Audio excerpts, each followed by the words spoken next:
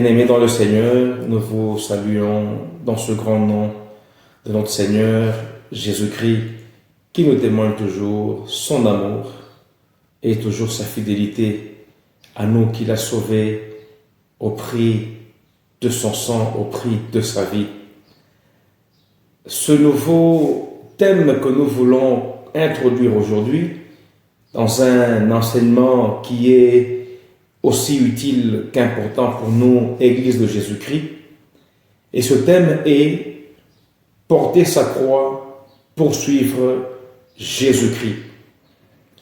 C'est une parole, c'est une vérité, c'est une réalité que lui-même le Seigneur a dite et nous donne à nous d'aujourd'hui, comme à ceux d'avant, les conditions dans lesquelles nous devons servir le Seigneur, le Sauveur. Ainsi, sans prendre trop de temps, nous allons prendre notre premier texte. Le deuxième, on ne va pas le lire, mais on va le citer. Nous sommes dans Matthieu chapitre 16. Nous prendrons le 23 et le 24e verset. Nous lisons pour la gloire de Jésus. Mais Jésus, se retournant, dit à Pierre, « Arrière de moi, Satan, tu mets en scandale, car tes pensées ne sont pas les pensées de Dieu, mais celles des hommes. » 24. Alors Jésus dit à ses disciples, « Si quelqu'un veut venir à moi, qu'il renonce à lui-même, qu'il se charge de sa croix et qu'il me suive. » C'est une parole qu'il a dite à Simon-Pierre, d'ailleurs que plusieurs pensent que Jésus était en train de parler à Satan qui était dans Pierre, qui avait possédé Pierre. Pourtant, ce n'est pas le cas. Jésus parlait à Pierre. Et s'il l'a appelé Satan, c'est tout simplement pour dire « arrière de moi, adversaire », en ajoutant que tes pensées ne sont pas les pensées de Dieu. Donc, ce que tu veux dire maintenant ne vient pas de Dieu, mais ce sont tes propres pensées qui combattent en fait ce que moi je viens de dire là. Porter sa croix pour suivre Jésus-Christ, c'est une réalité que plusieurs enfants de Dieu aujourd'hui, plusieurs disciples de Jésus, plusieurs serviteurs de Dieu aujourd'hui ont déjà mis à la poubelle, ont déjà vraiment oublié et suivent le Seigneur selon leurs propres pensées, selon leur propre définition de suivre Jésus-Christ. Déjà, nous comprenons que Jésus définit, avant même qu'il ne puisse mourir à la croix, il définit comment est-ce que ses disciples doivent le suivre.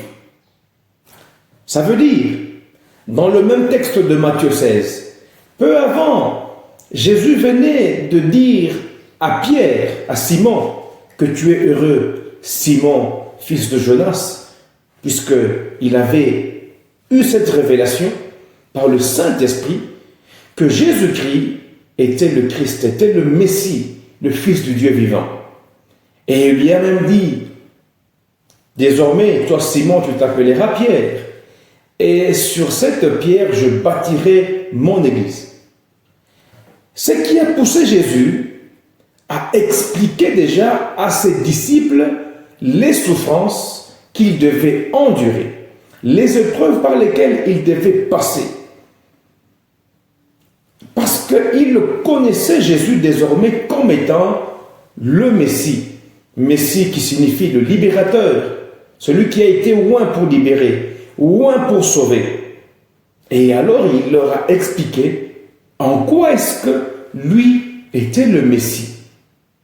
Comment il devait passer par une grande période de turbulence, il devait souffrir atrocement des mains des Juifs comme des Romains, et qu'il devait même mourir. Voilà le salut que nous avons, parce qu'il est mort. Et puisqu'il a parlé de la souffrance qu'il devait endurer, de la douleur qu'il devait supporter, du châtiment assez sévère qu'il devait recevoir, Pierre a pensé que Jésus était en train de mal réfléchir et en train de délirer. Parce que comment est-ce que tu dis toi-même que tu dois souffrir? Et il lui dit, Seigneur, cela n'est pas bon, cela ne va pas t'arriver. Tu vas vivre aisément, tu vas continuer à faire ce que tu fais sans inquiétude.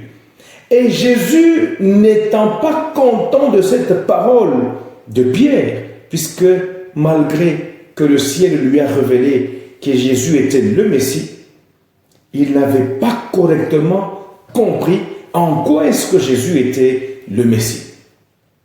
Arrière de moi, Satan, pour dire, arrière de moi, toi qui es devant moi comme un adversaire, toi qui t'opposes à moi, parce que Jésus est venu sur terre pour mourir, pour souffrir, afin que moi et vous, nous ayons le salut.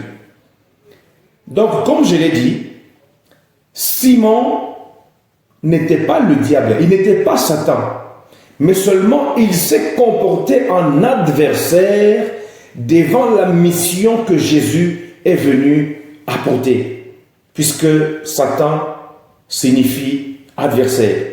Ce n'était pas un nom propre du diable, c'était un nom commun par lequel on pouvait désigner tout adversaire. Et alors, aujourd'hui, suivre Jésus impose à tout disciple, à tout enfant de Dieu, de porter sa croix et suivre Jésus-Christ. Porter sa croix ne signifie pas ce que nous voyons aujourd'hui, où nous avons sur nos têtes, nous avons sur nos habits, nous avons sur à notre cou un petit crucifix qui a d'ailleurs été inventé, qui n'a d'ailleurs aucune valeur selon Dieu et selon l'enseignement de Jésus-Christ. Ça a été inventé des années après la mort de Jésus pour expliquer des choses vraiment sans base, sans valeur. C'est finalement quoi porter la croix, porter sa croix pour suivre Jésus? Parce que Jésus a dit, celui qui veut me suivre, qu'il porte sa croix et qu'il renonce à lui-même afin de me suivre. Un peu plus bas dans Matthieu chapitre 10, 38, Jésus a dit, si quelqu'un ne porte sa croix, ne me suive, celui-là n'est pas digne de moi. Il ne peut pas être appelé mon disciple. La croix que Jésus veut nous enseigner, que nous devons obligatoirement porter, n'est pas une croix physique. Même si lui est arrivé à porter une croix physique. Ça veut dire, ce n'est pas un chapelet où il y a une croix, où il y a un crucifix que je dois porter. Ce ne sont pas les croix que l'on dessine sur les murs de nos églises. Ce ne sont pas les croix que l'on met sur les documents de nos églises. Tout cela ne signifie rien du tout. D'ailleurs, je vous informe que la croix est un symbole païen. Je parle de la croix qui a été utilisée longtemps, même avant que Jésus ne naisse sur terre, comme homme pour sauver les hommes. C'était un symbole païen. Et alors, aujourd'hui, la croix que Jésus nous demande de porter, ce n'est pas ce à quoi plusieurs pensent, ce à quoi plusieurs ont amené l'Église, ce à quoi plusieurs ont amené les enfants de Dieu, comme pour les perdre. Ce n'est pas l'intelligence d'un homme qui fait que une personne soit un bon disciple de Jésus. C'est l'intelligence et la pensée de Jésus-Christ qui fait que nous soyons des bons disciples de Jésus. Jésus a d'ailleurs porté sa croix longtemps avant qu'il ne meure à la croix de Golgotha.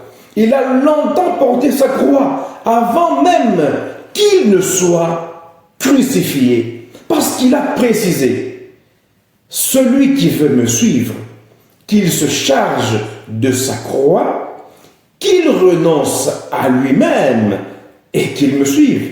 Donc porter la croix, porter sa croix, c'est renoncer à sa propre personne, faire preuve d'abnégation au profit de l'évangile, au profit de l'œuvre de Jésus-Christ.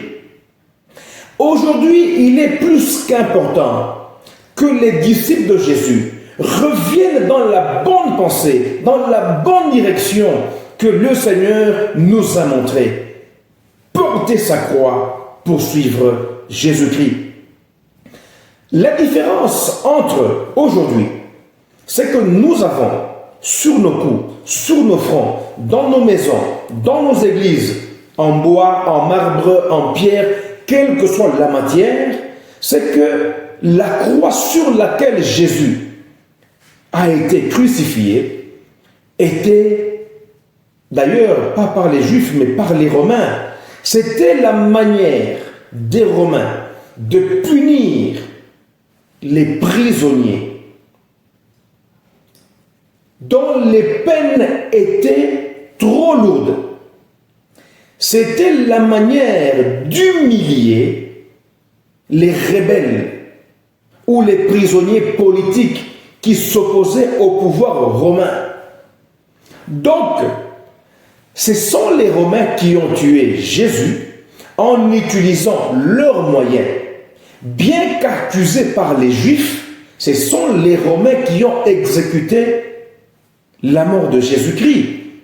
Donc, il n'était pas le premier à mourir comme il était mort, et il n'était pas d'ailleurs le seul le jour où il a été crucifié. La preuve, c'est qu'il y avait 2 brigands qui étaient à ses côtés. Ce n'est pas de cette croix-là que Jésus veut distinctement parler.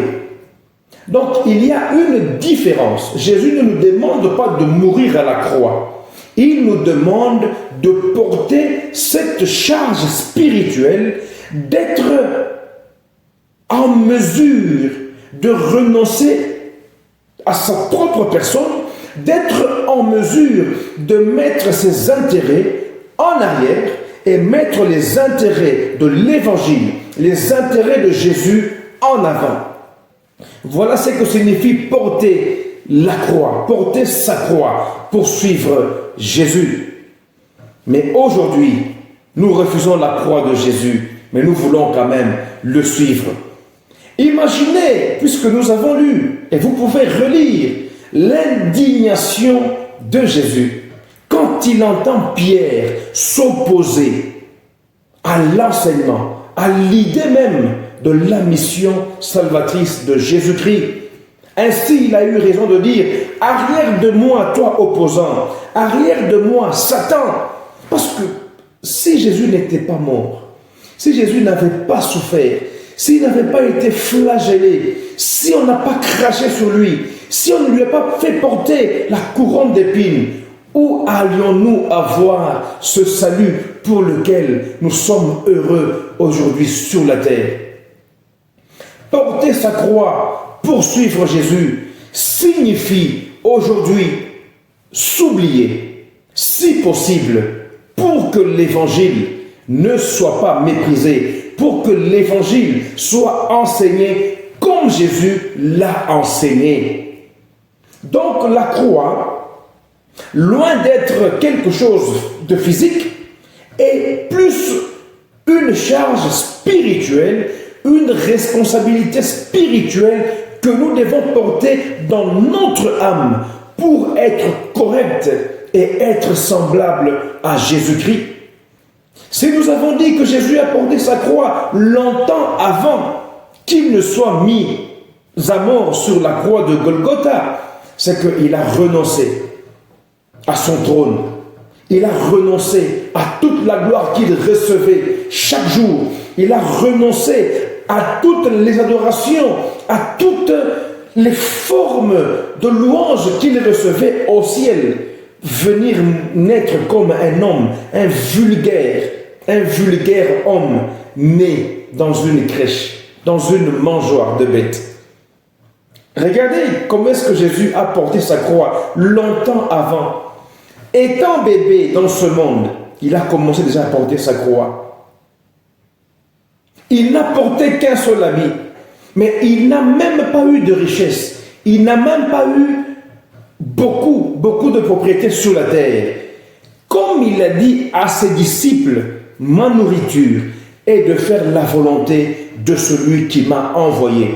Or, faire preuve d'abnégation au profit de l'évangile, mettre ses intérêts derrière, en arrière, pour glorifier le Seigneur, cela relève de l'enseignement et de la compréhension de la volonté de Dieu que nous devons accomplir sur la terre. Qu'est-ce que nous voyons aujourd'hui parmi les enfants de Dieu? Qu'est-ce que nous comprenons aujourd'hui? Qu'est-ce que nous constatons aujourd'hui? Personne ne veut renoncer. Personne ne veut renoncer à tous les biens matériels du monde. Pourtant, nous en avons besoin. Jésus n'a pas dit que ce n'est pas important, mais il a fait que l'on comprenne que les biens matériels, la gloire de ce monde, les richesses de ce monde ne sont pas utiles pour le salut, ni de notre propre âme, ni pour le salut de ceux qui sont autour de nous. Mais il nous a fait comprendre que pour bien le suivre, nous devons être légers. Nous devons être assez souples pour le suivre où qu'il aille, où qu'il nous envoie, quoi qu'il veut que l'on fasse. Mais nous voulons plutôt avoir tout ce qu'il y a comme richesse dans ce monde. Toutes les belles, toutes les jolies voitures du monde, nous voulons les avoir. Construire autant de maisons que possible, ce n'est pas un péché. Mais en faire l'essentiel de sa responsabilité sur la terre nous empêche de bien suivre Jésus-Christ. La gloire que nous voulons nous empêche même de nous agenouiller devant le Seigneur pour lui adresser des paroles, pour l'adorer. Combien dans leur assemblée ont le temps, ont l'occasion de se mettre encore à genoux? Pourquoi? Parce que j'ai un joli habit, j'ai une jolie veste, j'ai une robe sublime. Si je me mets à genoux, je vais la salir. Nous aimons le confort. Or, Jésus voudrait que pour mieux le suivre, que l'on mette le confort de côté, que l'on se dise, je suis Jésus-Christ, je le sers comme serviteur, comme disciple, pas étant lourd, avec beaucoup d'encombrement. Vous pouvez avoir votre croix sur votre cou, sur le mur de votre église, sur le mur de votre maison. Vous pouvez avoir toutes les formes de croix. Cela ne signifie pas que vous avez déjà porté votre croix. Une autre forme de refuser la croix de Jésus, c'est trouver normal le péché. C'est trouver normal toutes ces charges qui nous empêchent d'avancer dans l'évangélisation, qui nous empêchent d'avancer dans cette vie que Jésus est venu nous donner. Il est mort, pas parce qu'il avait porté sa croix, mais il est mort parce qu'il a accepté de porter longtemps d'avance sa croix, qui était la souffrance, qui était l'abnégation, qui était le sacrifice qu'il a accepté. Imaginez que quand la question a été posée au ciel, qui vais-je envoyer sur la terre pour sauver le monde? Ni les anges, ni les 4 êtres vivants, ni les vieillards. Personne ne s'est présenté parce que tous savaient que c'est par une souffrance atroce, c'est par une croix pesante que le Sauveur devait mourir pour que nous, êtres humains, ayons le salut gracieusement. Donc aujourd'hui, dans cette introduction, nous voulons préciser que suivre Jésus ne se fait qu'à une seule condition: porter sa croix, se charger de sa croix pour suivre Jésus-Christ. Il y a ce qui est général, il y a également ce qui est particulier. Raison pour laquelle Jésus a dit qu'il se charge de sa croix. Donc ma croix à moi est différente à la vôtre. Pourquoi? Parce que c'est Jésus-Christ qui l'a défini à ma personne, c'est Jésus-Christ qui l'a défini à votre personne. Tout le monde veut bien s'habiller pour paraître, je ne sais pas comment, devant les hommes, devant ce monde.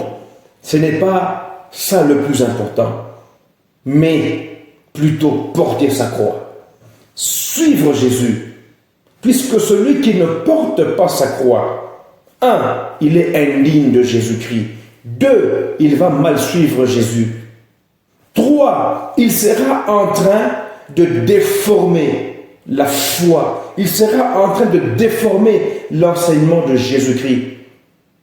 Oui, nous aimons la prospérité, oui, nous aimons bien vivre sous la terre, oui, nous aimons être respectés, oui, nous allons plus loin d'ailleurs, parce que nous nous disons, notre Dieu a quitté le ciel, il a accepté d'être malédiction pour que nous soyons une bénédiction. Mais une bénédiction sans la croix de Jésus est une malédiction.